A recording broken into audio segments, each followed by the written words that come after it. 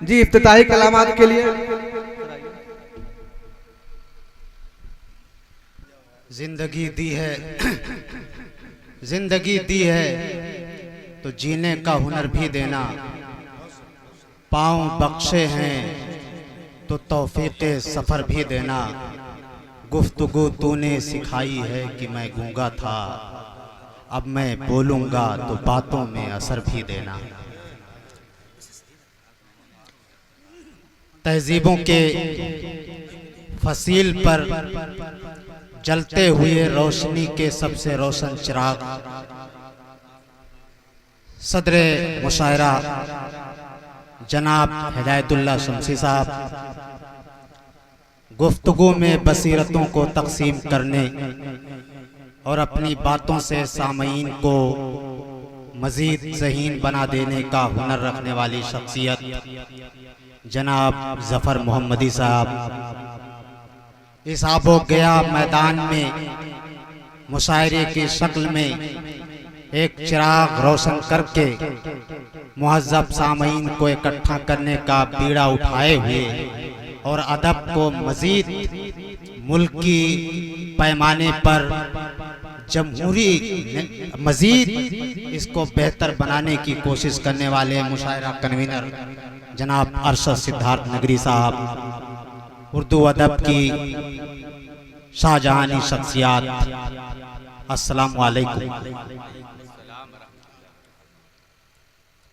कहते हैं कि जब मुगलों का या मुगलों के आफताबे जलाल का सूरज अपने निस्फुन नहार को पहुंचकर चोंचला पहाड़ी के उकब में गुरूब होने लगा तो उस अहद के आखिरी शहसवार बहादुर शाह जफर ने किले मुअल्ला के 4 दीवारियों के अंदर एक नए शाहजहानाबाद की बुनियाद रखी। वो शाहजहानाबाद जो इल्मो अदब का गहवारा था, वो शाहजहानाबाद जहाँ इल्मो अदब की महफिलें सजती थी, वो शाहजहानाबाद जहाँ शेख इब्राहिम ज़ौक़ और गालिब जैसे शोरा अपने कलाम से वहाँ की महफिलें सजाया करते थे। वही खूबसूरत रिवायत आज दिल्ली के लाल किला से चलते हुए सिद्धार्थ नगर के इस बस्ती में पहुँच चुकी है। काबिले तारीफ हैं वो लोग जो इल्मो अदब के इस शम्मा को जलाए हुए हैं। कहते हैं कि अदब की शम्मा वहाँ जलती है या अदब की बातें वहाँ होती हैं जहाँ तारीख के सफ़े सादे होते हैं।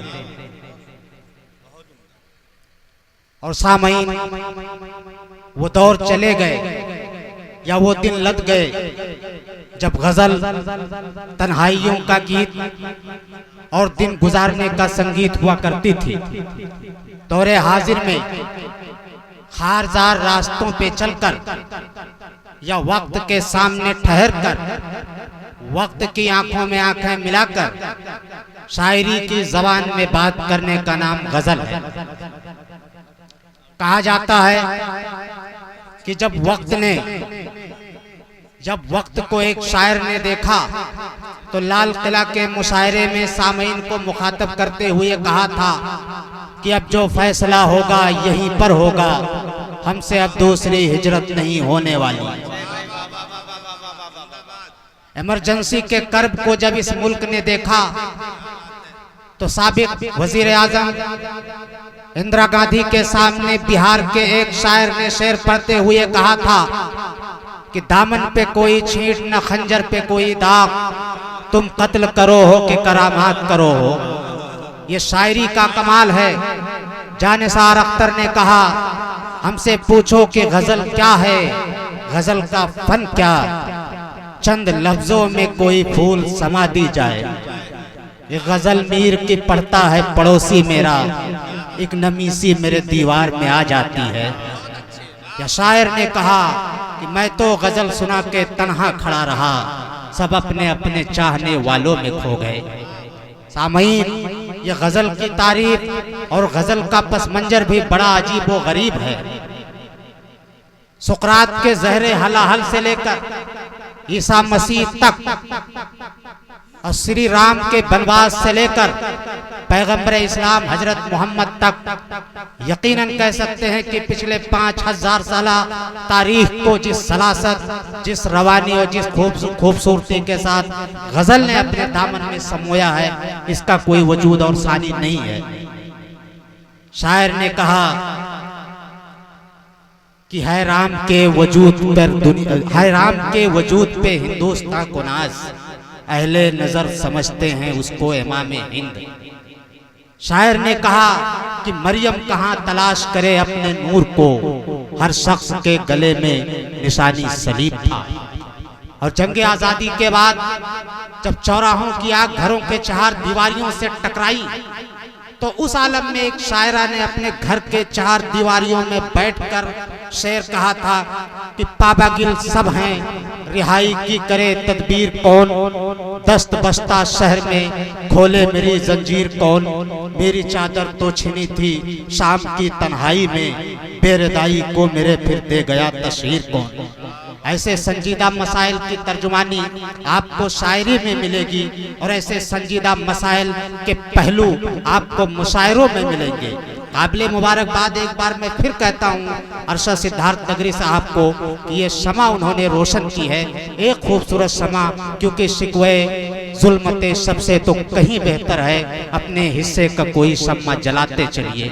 चिराग छोटा हो या चिराग बड़ा हो, चिराग जलेगा तो रोशनी जरूर देगा। ये अदब की महफिल है, उर्दू अदब जो इस वक्त हिचकोले खा रही है, उर्दू अदब जो इस वक्त बातिल परस्तों के निशाने पे है। जनाब अनवर जलालपुरी साहब कहा करते थे उर्दू जबान के हवाले से कि मैं एक चिराग हूँ, दीवार है न छत मेरी, हवाएं करती हैं फिर भी मुखालिफत मेरी, मैं बादशाह हूँ गुजरे हुए जमाने का, सिमट के रह गई घर में सल्तनत मेरी। उस सल्तनत को मजीद मुल्की पैमाने पर वसी करने की जरूरत है, रिवाइवल की जरूरत है, नशते सानिया की जरूरत है।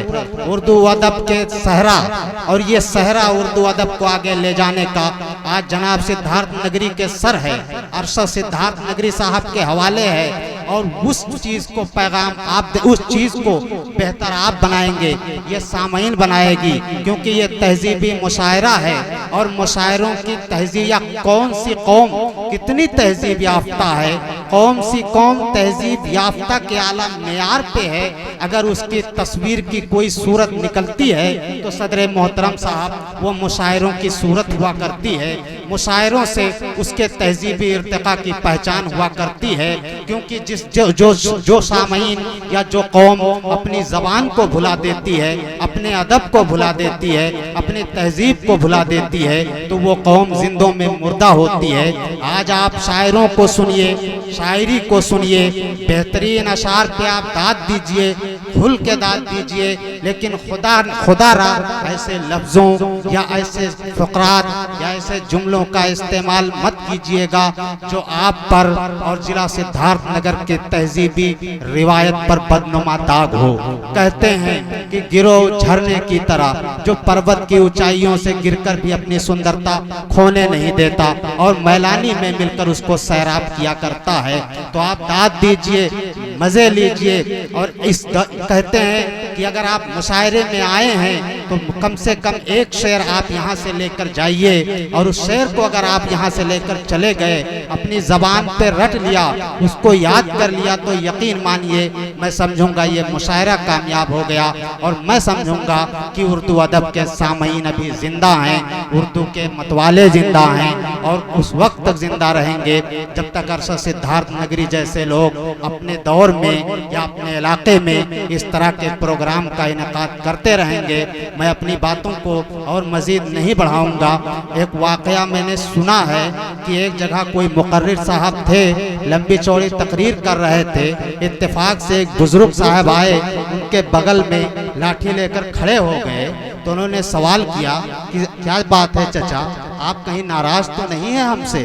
तो उन्होंने कहा नहीं, आप बोलिए और खूब बोलिए, मैं दरअसल तलाश उसे रहा हूँ जो आपको यहाँ लेकर आया है, तो मैं अपनी बात को और आगे नहीं बढ़ाऊंगा। इस माइक को मैं सामईन के इस मंच को सामईन के हवाले करूंगा और माइक को अपने ब्रादर बड़े भाई जनाबे जफर मोहम्मदी साहब के हवाले करूंगा। असद बदायूनी को खिराज अकीदत पेश करते हुए कि सब एक चिराग के परवाने होना चाहते हैं, अजीब लोग हैं, दीवाने होना चाहते हैं। बहुत शुक्रिया।